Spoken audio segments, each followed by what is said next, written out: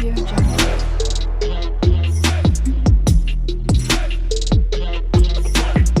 Audio Jungle.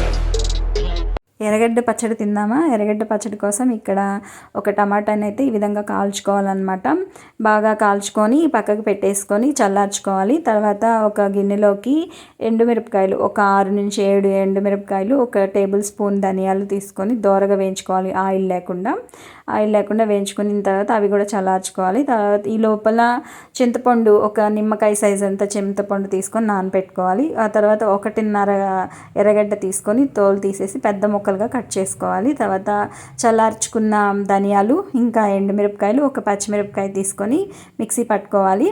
అది మరీ powder లాగా కాకుండా కొంచెం బరగ్గా పట్టుకోండి. తర్వాత టమాటా ఉంది కదా, అది కూడా తొక్కు తీసేసి సాల్ట్ వేసుకొని చింతపండు వేసేసి ఇంకా పెద్ద ముక్కలుగా చేసుకున్నాం కదా, ఎర్రగడ్డలు కూడా వేసేసి కొంచెం కరివేపాకు కూడా వేసుకొని తొక్కుగా మిక్సీ పట్టుకుంటే పచ్చడి రెడీ అవుతుంది. పచ్చడిలోకి పోపు ప్రిపేర్ చేసుకోవాలి.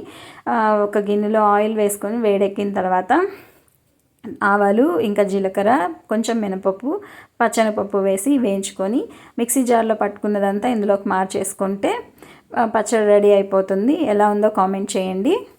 మన ఛానల్ని సబ్స్క్రైబ్ చేసుకోండి.